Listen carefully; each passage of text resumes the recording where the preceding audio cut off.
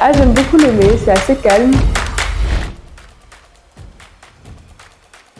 Je suis Rachel Moussika, je suis la présidente et fondatrice des Intentionnels, je suis aussi formatrice en communication digitale, je suis créatrice de contenu et entrepreneur, si je peux dire.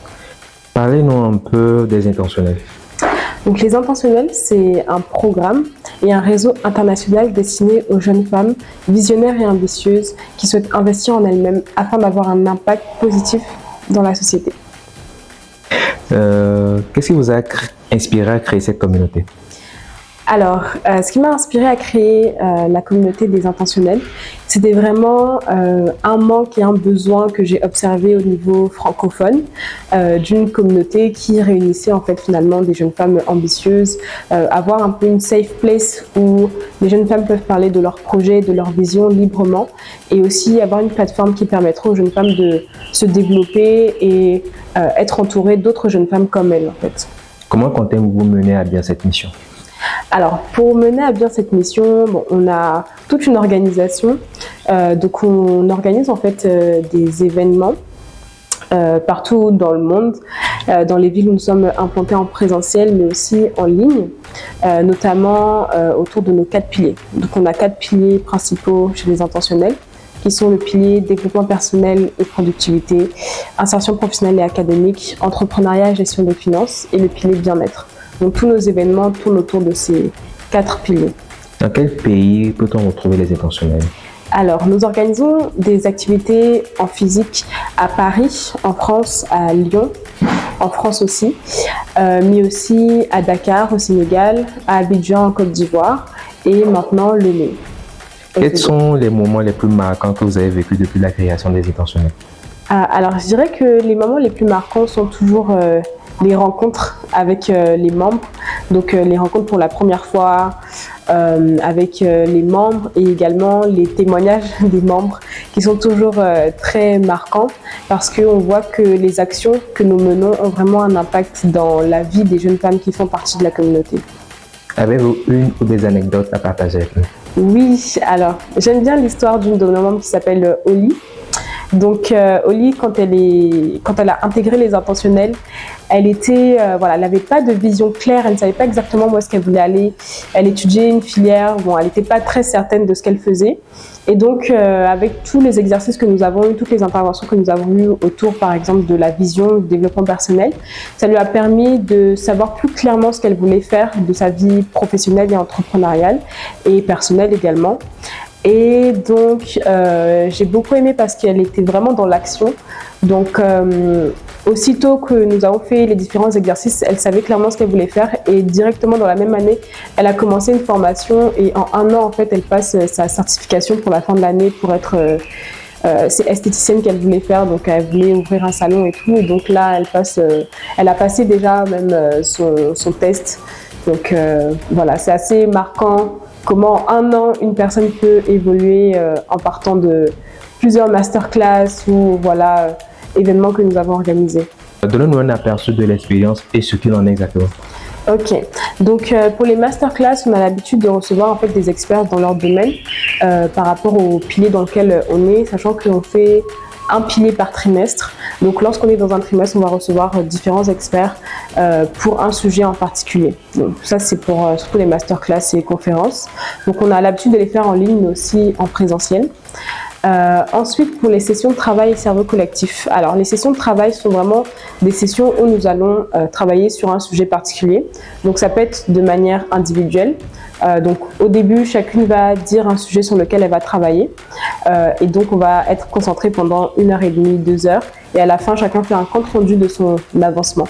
Et le retour des filles sont toujours que « Ah, mais j'ai pu beaucoup avancer sur tel ou tel sujet alors que ça faisait des semaines qu'elle procrastinait dessus. » Ensuite, il y a aussi le format collectif, donc avec les cerveaux collectifs. Donc là, ça va être une membre qui va pitcher un projet qu'elle a, en expliquant également son état d'avancement dans le projet. Et puis, tous les membres qui sont présents, par rapport à leur expertise, vont apporter des billes pour lui permettre de faire évoluer son projet. Donc, du coup, c'est un moyen de vraiment permettre à chacune de travailler sur leur projet. Comment parvenez-vous à connecter toutes ces différentes cultures dans une certaine cohésion au sein de la communauté? Mais en fait, on est toutes réunies autour de valeurs communes, en fait, à savoir la vision, le leadership et l'ambition également, en fait. Donc, on a toutes ces valeurs communes qui nous réunissent et on veut toutes grandir, avancer et avoir un impact positif, en fait, dans notre environnement. Et donc, quand on a forcément un but commun, des valeurs communes, c'est plus facile d'avancer ensemble en harmonie parce qu'on est toutes là pour les mêmes choses. Et après, il y a aussi le fait que beaucoup de nos membres nous font part que précédemment, dans leur environnement direct, dans leur environnement naturel, elles n'ont pas cet espace d'échange où elles peuvent librement parler de leurs ambitions, librement parler de leur vision, aussi grands leurs objectifs soient-ils. Donc, le fait d'avoir les intentionnels et ces espaces d'échange, ça leur permet justement de libérer la parole par rapport à ça, de penser grand, d'être inspiré aussi par leurs voisines et se dire ok, tel intentionnel, elle a tel projet, donc moi aussi je peux réussir à faire ça, etc. Donc c'est aussi une réponse à un besoin qui fait que les filles sont là et elles-mêmes veulent se connecter entre elles.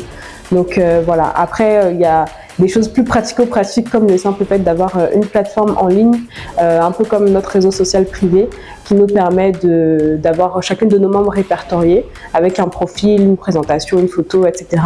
Et on peut interagir, on peut s'écrire en message privé, on peut faire des posts un peu comme un feed d'Instagram ou Facebook et ça facilite aussi les échanges. Des défis, des challenges, des difficultés rencontrées? Alors, je dirais que c'est plus au niveau personnel. Donc, en tant que présidente et fondatrice, l'un des plus grands défis a été vraiment de faire face à la croissance rapide qu'on n'avait pas forcément anticipée parce qu'au départ, l'objectif était d'être 20 jeunes femmes. Or, on a atteint cet objectif-là en moins de 48 heures de communication. Donc, du coup, on a dû se réadapter et augmenter, on va dire, le nombre de personnes qu'on pouvait recevoir lors de la première année de lancement. Donc, du coup, on a étendu ce chiffre jusqu'à 60. Donc, la première promotion, on a été 60 jeunes femmes, 60 adhérentes. Et là, pour cette année, on a eu plus de 90 nouvelles adhérentes. Donc, on est actuellement une communauté de plus de 150 membres. Qui sont réunis. Donc, il fallait gérer aussi toute cette croissance, développer à mon niveau mon management, mon leadership, donc vraiment gérer les équipes, etc. Donc, ça aussi, c'est un challenge quotidien, on va dire. Quelles sont les nationalités qui s'y retrouvent? Bon, on a vraiment de tout. Donc, on a des Togolaises, des Ivoiriennes, des Sénégalaises, des Gabonaises, des Françaises. On a des membres aussi qui sont au Canada, aux États-Unis. Donc, on a vraiment de tout, en fait, de toutes les nationalités. Et voilà, donc c'est vraiment l'aspect réseau international qui est aussi intéressant avec les membres. Est-ce que vous envisagez d'étendre les activités des intentionnels à d'autres régions au pays? Oui, c'est vraiment l'idéal. Donc actuellement, on est présent dans 5 pays pour les activités en présentiel. Et l'idée, ça serait d'être présent dans un maximum de villes, surtout conquérir un peu l'Afrique centrale où on n'est pas encore présent pour le moment en physique. Donc ça serait vraiment l'idéal que de s'étendre également sur le continent américain, donc au Canada, aux États-Unis, etc. Comment espérez-vous justement faire évoluer dans les années à venir les intentionnels? Alors l'idée, ça serait vraiment de développer beaucoup de communautés, on va dire locales, de s'implanter également dans les universités, donc avoir des extensions au sein même des universités pour aller vraiment trouver les jeunes femmes là où elles sont, et vraiment aussi dans les lycées, travailler aussi en collaboration avec les États, les institutions nationales pour pouvoir avoir un impact toujours plus grand. Vous séjournez actuellement à Lomé. Comment vous vivez l'ambiance justement du pays? J'aime beaucoup Lomé, c'est assez calme. On se sent bien, c'est paisible, donc j'aime beaucoup. Les brunchs, les masterclass et les sessions de travail, on en parle?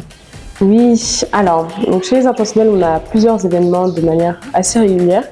Donc c'est vraiment un programme dans le sens où on essaie d'apporter un maximum de contenu et de sessions où les jeunes femmes peuvent se réunir.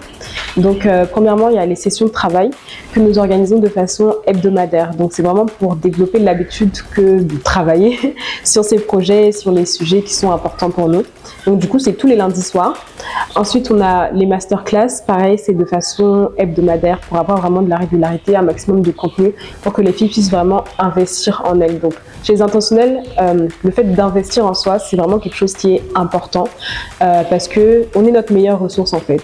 Donc en tant que personne, peu importe les projets qu'on développe, etc., on peut investir à l'extérieur, on peut investir dans nos projets et tout, mais c'est la qualité de l'investissement en soi qu'on fait qui va déterminer à quel point un projet qu'on a va grandir. Donc du coup, c'est très très très important pour nous que d'investir en nous, c'est-à-dire vraiment nous nourrir de connaissances et de skills qui vont nous permettre de nous développer en tant que personne et a fortiori de développer nos projets. Donc du coup, voilà, on a des masterclass de façon quasi hebdomadaire et ensuite on organise en présentiel les brunchs. Donc les brunchs, c'est tous les mois. Tous les mois, on a un brunch autour desquels les membres peuvent se réunir, échanger, parler, connecter les unes les autres, réseauter, parce que c'est aussi ça un de nos objectifs, c'est vraiment de connecter les jeunes femmes entre elles pour qu'elles puissent réseauter, que ce soit pour leur projet professionnel, projet entrepreneurial, afin qu'elles puissent s'aider les unes les autres par rapport à leur projet. Donc ce sont vraiment de belles synergies qui naissent. Des fois, on est en pleine masterclass et puis dans le chat, les filles disent « Ah, mais moi aussi, je travaille sur tel ou tel sujet, on peut travailler ensemble. Moi aussi, j'ai un mémoire à rendre à la même date. Donc, travaillons ensemble, réunissons-nous pour avancer et se motiver les unes les autres. » Donc, c'est vraiment nos objectifs et c'est réussi et on continue d'avancer petit à petit. Quelles sont devenues les femmes de la première promotion? Alors, les membres de la première promotion, il y a beaucoup d'entre elles qui sont devenues bénévoles pour la promo 2, dans le sens où elles ont intégré en fait les pôles des intentionnels. Donc, on a plusieurs pôles. On a le pôle communication interne, communication externe. On a également l'organisation des événements. Donc, du coup, chacune a voulu apporter sa pierre à l'édifice. Voilà, beaucoup d'entre elles sont devenues bénévoles et on a également des membres qui sont devenus GSI. Donc GSI, c'est Grande Sœur Intentionnelle.